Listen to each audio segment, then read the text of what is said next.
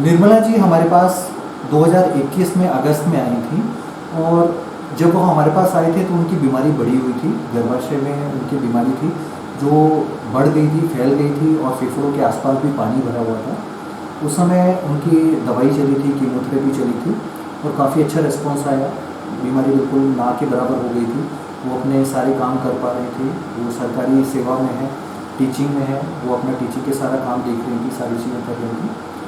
अभी मार्च में आके उनके रिपोर्ट्स में आया कि बीमारी दोबारा से वापस आ रही है और धीरे धीरे बढ़ने की कोशिश कर रही है। तो उनका इलाज दोबारा से शुरू हुआ, क्योंकि बड़ी अवस्था के जो बीमारी होती है उसके वापस आने की संभावनाएं भी ज़्यादा रहती हैं। शुरू के समय में ज़्यादा रहती है, जितना समय निकलता जाता है उतना उसके वापस आने की संभावनाएं कम होती जाती हैं। अभी उनको कमज़ोरी लग रही थी, काफ़ी भारीपन लग रहा था, ये सारी दिक्कतें हो रही थी। अभी दोबारा जब उनकी दवाई शुरू हुई है, एक ही बार लगी है और उससे उन्हें काफ़ी बेहतर महसूस हो रहा है, काफ़ी आराम महसूस हो रहा है। तो जो भी लोग हैं, मरीज़ हैं जो डरते हैं कि कीमोथेरेपी नुकसान करेगी या कीमोथेरेपी से परेशानियां बढ़ जाएंगी, उनके लिए निर्मला जी के जो कहानी है वो प्रेरक हो सकती है कि अगर बीमारी पे दवाई काम कर रही है तो ज़्यादातर परेशानियां कम ही होंगी, उनको बढ़ने की संभावनाएं ऐसी नहीं होती हैं। और जो भी उसके साइड इफ़ेक्ट्स होते हैं कीमोथेरेपी के, वो अब कम होने लगे हैं नई दवाइयों के कारण से। और अगर कुछ हो भी रहे हैं तो उनको भी दवाइयों के साथ बहुत अच्छे से मैनेज किया जा सकता है। तो मेरे ख्याल से सभी लोगों के लिए, मरीजों के लिए भी, उनके घर वालों के लिए भी और बाकी लोगों के लिए भी निर्मला जी की कहानी बहुत प्रेरक है। न्यूज़ में आपका स्वागत है और मैं आपसे मुखातिब हूँ समीर अब्बास।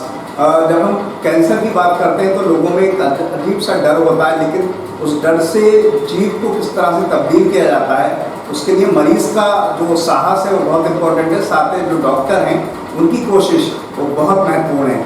इसी बात को लेकर हम गंगाशील में मौजूद है। हमारे साथ एक मरीज़ मौजूद हैं जो पिछले साल अगस्त में आई थी और उनको तमाम परेशानी थी, लेकिन आज के टाइम में पूरा जो उनका अनुभव है वो समझने की कोशिश करेंगे। साथ में जो उनके साथ हैं उनसे भी बात करेंगे और जो डॉक्टर अभिषेक सर हैं उनसे भी समझने की कोशिश करेंगे तमाम चीज़ें। मैं शुरुआत यहाँ से करूँगा। क्या नाम है आपका? मेरा नाम निर्मला सिंह कुटी है। हम मूल रूप से काफ़ी रुड़की की रहने वाले हैं। अच्छा, आप रुड़की की रहने वाले हैं? जी। अच्छा, ये बताइए कि आप अगस्त में आई थी पिछले साल, किस तरह की परेशानी थी? मेरे फेफड़ों में कैंसर था और जिससे मुझे फेफड़ों पानी भरा हुआ था फेफड़ों में, और समझ लिया कैंसर का पेशेंट कैसा होता है वैसे ही थी मैं, मतलब बहुत ज़्यादा परेशानी से जूझ रही थी। अच्छा अच्छा, ये बताइए कि जो अब आपको कीमो लग रही है इस समय, उससे किस तरह का फ़ायदा आपको मिल रहा है और आप लोगों के इससे क्या कहना चाहती हैं?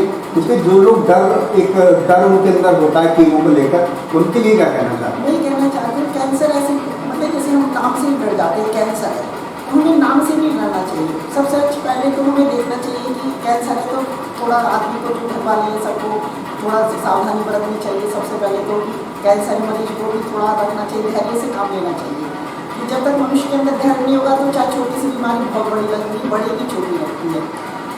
उसके बाद हमें देखना है कि हमें कैसे डॉक्टर के पास जाना है।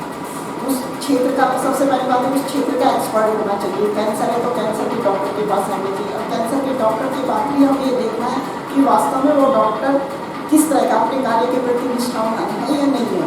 तो ये सब चीज़ें देख करके हम डॉक्टर अभिषेक सिंह के पास आए कि वो बहुत अपने कार्य को बड़े निष्ठापूर्वक करते हैं और बेहद होशियार है और अपने क्षेत्र में उन्हें बहुत महारत हासिल है।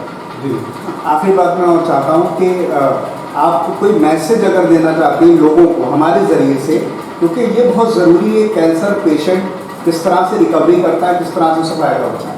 ये तो भी एक तो लोगों के अंदर ये डर बैठ जाता है कीमो के बाद साइड इफेक्ट होते हैं कि हमें मतलब चलने के लिए चीज आएंगी, ऐसा कुछ नहीं है। कीमो के बाद मुझे ऐसी कोई समस्या नहीं है। ये कि जैसे बाल बढ़ जाता है ये सब चीज़ें तो होती हैं, लेकिन वैसे कोई समस्या नहीं है कि मैं चलने फिरने में, वैसे मेरे साथ में तो नॉर्मल तरीके से अपना कार्य करते हैं। उनसे हमने बात की और उनके जो हस्बैंड हैं उनसे समझने की कोशिश करेंगे किस तरह की परेशानी लेकर आए थे और किस तरह का जो इलाज हुआ और कैंसर का जो डर है उन्होंने किस तरह से उस पर जीत हासिल की और डॉक्टर अभिषेक सर ने किस तरह से उनका इलाज किया और तमाम बातें समझने की कोशिश करेंगे।